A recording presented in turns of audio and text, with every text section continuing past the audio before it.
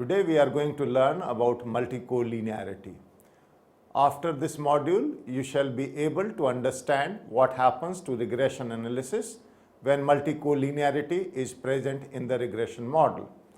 We would also understand what multicollinearity is, what is its consequences on regression estimates, and also learn about tests for detecting the presence of multicollinearity. In the end, we would try to find out the solution, which means the remedies for carrying out regression analysis in the presence of multicollinearity.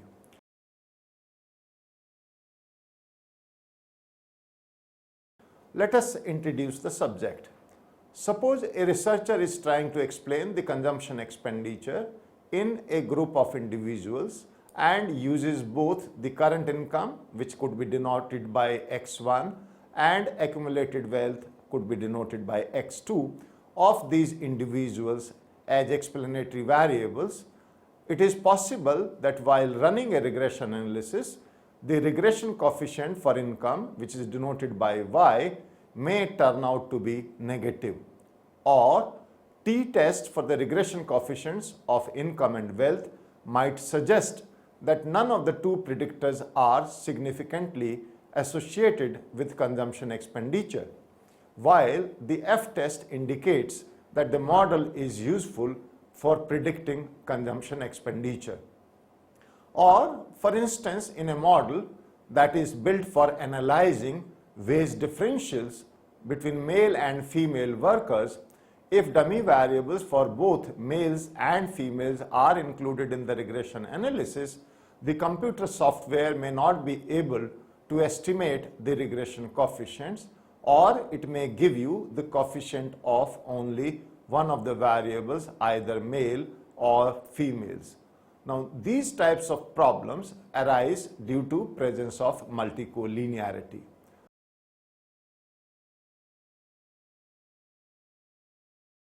So the question is, what is multicollinearity? Let us understand this. Multicollinearity is a statistical phenomena and is said to be present when an independent variable is a linear combination of some or all of the other independent variables, and that is a linear combination. So this may be possible. We can have different examples. So an example of multicollinear variables could be GDP, money supply, and prices. Another example could be body mass index and heights of children in a given age group. Let us see what is exact multicollinearity. If two or more explanatory variables have an exact linear relationship between them, then exact or perfect multicollinearity is said to be present. For a k-variable regression model involving x1, x2 to xk regressors, where x1 is equal to 1 to allow for the intercept term, then an exact linear relationship is said to exist if the following condition is satisfied. That is,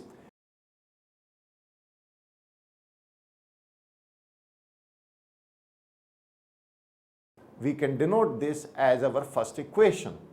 The example above pertaining to dummy variable suffers from exact multicollinearity. If M1 is the dummy variable for males such that M1 is equal to 1 when the worker is male and Mi is equal to 0 when the worker is female. Similarly, if we denote Fi as the dummy variable for females such that Fi is equal to 1 when the worker is female and Fi is equal to 0 when the worker is male, obviously, so estimating a regression model that contains both the dummy variables Mi and Fi as explanatory variables will run into the problem of exact multicollinearity. Now, corresponding to this exact multicollinearity, we also have the concept of near multicollinearity. Let us analyze and understand this near multicollinearity.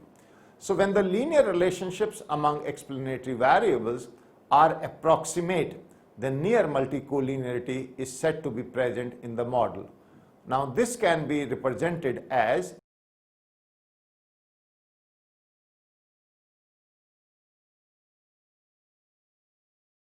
this is our equation 2, which is a transformed equation from 1. Now here in this equation 2, Vi is a stochastic error term. Now the example on consumption function model suffers from near multicollinearity, where current income and wealth measure similar attributes about individuals' ability to undertake consumption expenditure. So in exact multicollinearity, we have an exact linear relationship, whereas in near multicollinearity, we have introduced a stochastic error term, and therefore it is near multicollinearity. So multicollinearity is nothing but the violation of the assumptions of the classical linear regression model. Let us elaborate on this. One of the assumptions of a classical linear regression model is that there are no exact linear relationships between two or more explanatory variables, and that the number of observations is at least as many as the number of independent variables. That is, we define as n greater than or equal to k. Presence of multicollinearity leads to a violation of this assumption and has consequences related to uniqueness, statistical significance, and precision of the OLS estimators. The presence of perfect multicollinearity makes it impossible to compute the OLS estimates of the regression model. Therefore, the presence of multicollinearity is a problem in regression analysis, because any particular regression coefficient measures the partial effect of that particular variable on the dependent variable, holding all other independent variables at a given level. However, when two independent variables vary together, then it is not possible to isolate the partial effect of a single independent variable on the dependent variable ceteris paribus. Note that multicollinearity does not depend on any theoretical linear relationship between the explanatory variables. It depends on the presence of linear relationship between the regressors in the data set. So multicollinearity is a sample phenomena, not the population phenomena. There may be several reasons for the presence of multicollinearity in the data set. For example, the explanatory variables may all have a common underlying time trend, or one of the regressors may be a lagged value of another regressor, or the data may not have been collected from a wide base, so that the independent variables may tend to vary together. Let us see the consequences of multicollinearity. So we would try to understand what happens if there is multicollinearity. We would divide this discussion into two parts. First, let us see the consequences of exact multicollinearity. When two or more regressors in a regression model are exactly linearly related, then the regression coefficients cannot be estimated. So suppose we have a following hypothetical data.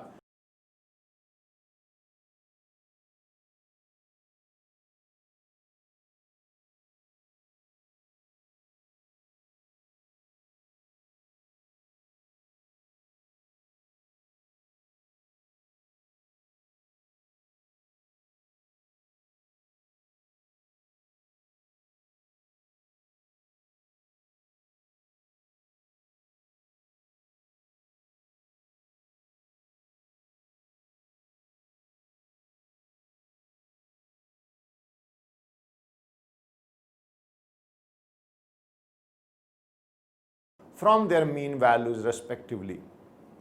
Now, if there is an exact multicollinearity, then we would assume that x3i is equal to a linear combination of x2i. So suppose x3i is equal to 2x2i. We can easily see that the values of beta 2 hat would come out to be 0 upon 0, which is indeterminate. So on substitution of the values of x2i or x3i equal to 2x2i, you would find that we are not able to find out the coefficient of beta 2 hat. Similarly, let us try to understand the consequence of near multicollinearity. When multicollinearity is not perfect, the model can be estimated with some consequences. First is effect on the properties of estimators. The OLS estimators are blue even in the presence of multicollinearity, which means they are still unbiased, consistent, and efficient. The OLS estimators and their standard errors can be sensitive to small changes in data, making them less precise. At times, the signs of the regression coefficients may be counterintuitive due to the presence of multicollinearity. The t ratios of one or more coefficients may be statistically insignificant, but R square of the model still could be very high. So these are some of the consequences of the presence of multicollinearity. Let us understand the effect on standard errors of regression coefficients. The numerical values of the standard error of the regression coefficients get amplified, making the values of t ratios of one or more coefficients small and thus possibly making them statistically insignificant. Though the hypothesis tests are still valid,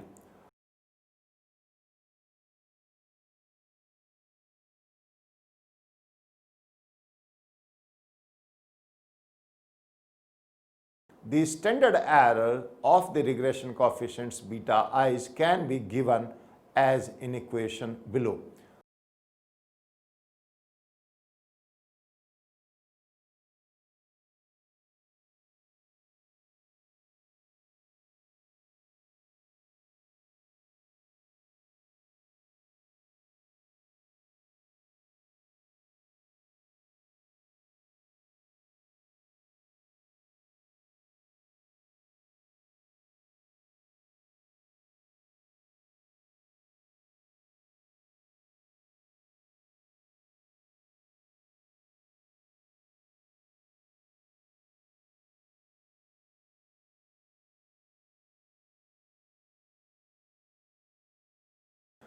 Similarly, we can define R23 square as the coefficient of correlation between x2 and x3. EI is the estimator of mu I and n is the number of observations in our model. K is the number of regressors excluding the intercept, which takes a value 2 in this case. So when x2 and x3 are uncorrelated, R23 square is equal to 0. But when multicollinearity is present, R23 square becomes high, and as a result, the variance of regression parameter as given in equation 4 becomes very high. So what are the consequences?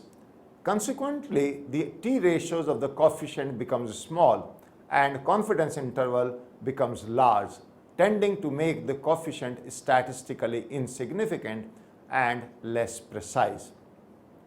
Thus, the regression coefficients and their standard errors can be very sensitive to small changes in data in the presence of multicollinearity. So, since the OLS estimates are unbiased and consistent, the forecasts based on them are unbiased and confidence intervals are also valid. Let us look at the effect on covariance between regression coefficients, which is our section 4.2.3. The covariance between the regression coefficients will be very high in the presence of multicollinearity. In the regression model given by equation 3,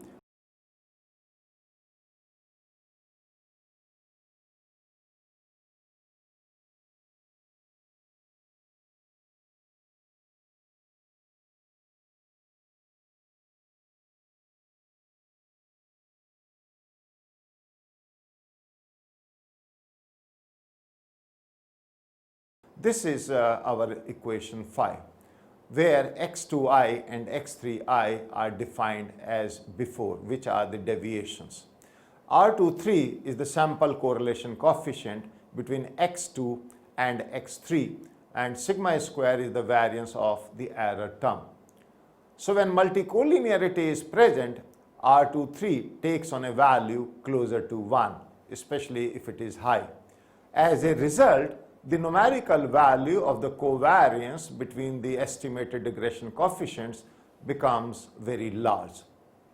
Consequently, the interpretation of regression coefficients becomes quite difficult because beta 2 hat, the regression coefficient of x2, is supposed to measure the change in the dependent variable y due to a change in x2 controlling for other variables. However, since x2 and x3 are correlated, any change in x2 is also likely to bring a change in x3, and so beta 2 hat will not only capture the change in y due to x2, but it will also contain some effect of change in x3. This implies that if one estimated parameter beta 2 hat overestimates the true parameter beta 2, then the other estimated parameter beta 3 hat is likely to underestimate the true parameter beta 3 hat and vice versa. As a result, it becomes difficult to interpret the partial effect of individual regressors on the dependent variable. This at times makes model selection difficult. Let us now look at the effect on hypothesis testing in this section 4.2.5. The tests of hypothesis are still valid, but since the t ratios of the regression coefficients are small, the confidence intervals tend to be much wider, making the test less powerful. There is a greater chance of the regression coefficient being statistically insignificant, although the F statistics may still be significant. So the question is, how do we know whether there is multicollinearity present in the model? So try to understand the detection of multicollinearity in this section 5. Multicollinearity is a sample phenomena and not a problem with the model. So there are some informal tests rather than formal tests for detecting multicollinearity. The high value of covariance between estimated regression coefficients. If a pair of regressors xk and xj are correlated with each other, the covariance between the estimated regression coefficients as given in equation 5 is going to be high. The second test is the high value of R square and few significant values of t statistics. So when we run the OLS regression, if multicollinearity is present, the results would throw up individual regression coefficients as statistically insignificant, although the value of R square would be very high and the evolved F statistics for joint significance of regression coefficients would also be highly significant. The third test is the high values of correlation coefficients. In the presence of multicollinearity, the pairwise correlation coefficients between the regressors is high. So though while carrying out empirical exercises, it should be kept in mind that in models involving only two independent variables, value of pairwise correlation coefficients are sufficient to test for multicollinearity, but in models involving more than two regressors, this is not a very satisfactory test of multicollinearity because the explanatory variables can be redefined in the number of ways and we may get drastically different measures of correlation. Another very important test is given in this section 5.4, which is auxiliary regression. If multicollinearity is suspected, then in order to find out which of the regressors are linearly related, one may run auxiliary regression and perform F tests. There are certain steps involved in the auxiliary regression. The first step is regress each independent variable on the rest of the independent variables. The step 2 is compute the corresponding multiple coefficient of determination called Ri square or Rj square, whatever way you wish to define. The third step is perform the following F test to check for collinearity between variables.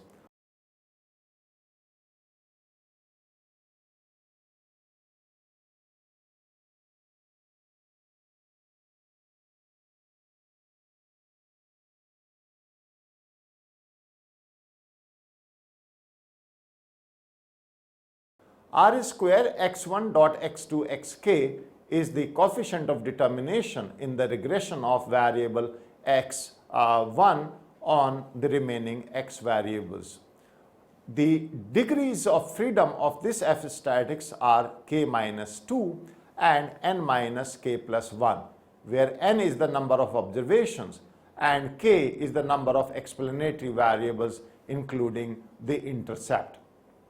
The next step, step 4, is if the computed value of f exceeds the critical value of f at the selected level of significance, then it indicates that the xk or x1 in this example is collinear with other xi's. We also have a Klein rule of thumb, which says that instead of carrying out the above mentioned f test, one can use the Klein's rules of thumb, according to which if the Ri square from the auxiliary regression is greater than the overall R square, which is from the dependent variable and independent variables, then multicollinearity is a serious problem. We also have another test which is known as variance inflation factor, or VIF. So VIF is defined below and can be used as an indicator of the degree of multicollinearity.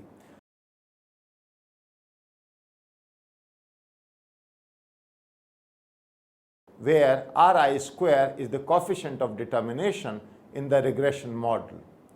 The larger the value of VIF, the greater the degree of multicollinearity.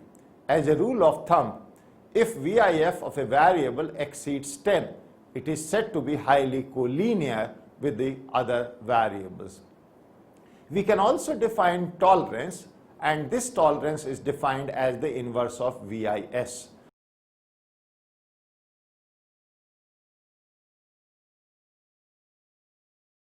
So I am sure you can understand that if R square between 2 and 3, which is denoted as R23 square, is equal to 1, which means there is a perfect multicollinearity between x2 and x3 explanatory variables, the tolerance would be equal to 0. And when there is no collinearity, tolerance or TOL takes a value equal to 1.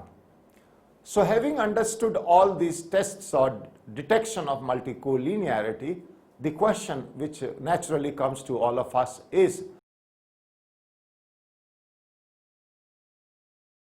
that what is the solution or what is the remedy for multicollinearity. So in this section 6, we would try to understand some of the remedies for multicollinearity. It is a matter of judgment by the researcher whether to treat the presence of multicollinearity as a serious problem or as a benign problem. The problem of multicollinearity can be tackled, however, in the following ways. The first, which is advocated, is just ignore the problem. So if an analyst is less interested in interpreting individual coefficients and wants to forecast the value of the dependent variable, then the problem of multicollinearity may be ignored. It is also worthwhile to ignore the problem if the regression coefficients are significant and have meaningful size and magnitude. Multicollinearity may also be ignored if R square from the regression exceeds any of the Ri squares. The second remedy which is advocated is that drop the variables which are multicollinear. So multicollinearity may be eliminated by dropping one of the collinearly related variables from the model. But it should be kept in mind that this involves some risk of underspecifying the model if the variable truly belongs to the model.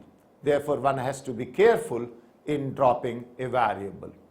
The third possible solution is obtain extraneous data, which means information from other sources about the variables or values of some of the regression coefficients from some related studies may be incorporated in the model.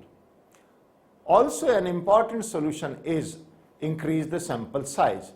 Now, since we have said multicollinearity is essentially a sample phenomena, using additional data can often solve the problem.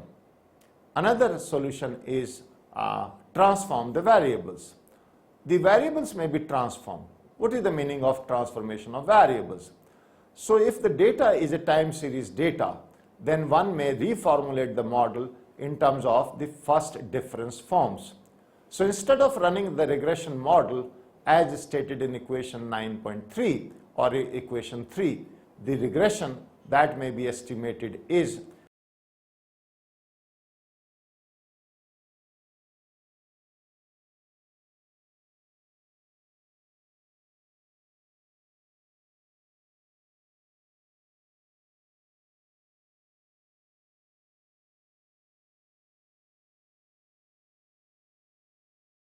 we also have a solution in another technique which is known as principal component analysis. Principal component analysis or PCA is a method by which a number of collinear variables can be transformed into a set of uncorrelated or orthogonal variables called principal components PCs. These PCs are artificial variables that are constructed in a manner such that they account for most of the variance that is caused in the observed set of correlated variables due to the unobserved common factors between them. In fact, this common factor is what is called a principal component, and there are as many principal components as the number of common factors. Once the PCs have been extracted, the regression may be run on these orthogonal variables in place of the original collinear variables. The characteristic of these PCs is that the first component that is extracted accounts for a maximum amount of total variance in the observed variables. Similarly, the remaining components that are extracted in the analysis account for a maximal amount of variance in the observed variables that was not accounted for by the preceding components and is uncorrelated with all the preceding components. It may be pointed out that in order to extract the PCs, the observed variables are standardized to have a mean of 0 and a variance of 1, and therefore the total variance in the data set, which is simply the sum of the variances of these observed variables, will always be equal to the number of observed variables. This total variance is partitioned among the principal components that are extracted. However, one drawback of the PCA analysis is that generally it is not possible to interpret these principal components in a meaningful way. So, in order to interpret the regression coefficients in a meaningful way, the regression coefficient of the PCs are transformed back into the regression coefficients of original variables that after running the regression.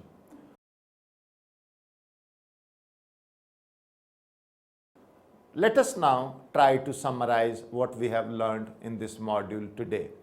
Multicollinearity is a statistical phenomena and is present when an independent variable is a collinear combination of some or all of the other independent variables in the model. Similarly, we have learned that if two or more explanatory variables have an exact linear relationship between them, then exact or perfect multicollinearity is said to be present. But when the linear relationship of explanatory variables are approximate, then linear multicollinearity is said to be present in the model. We have seen that how the presence of multicollinearity is a problem in regression analysis because any particular regression coefficient measures the partial effect of that particular variable on the dependent variable, holding all other independent variables at a given level.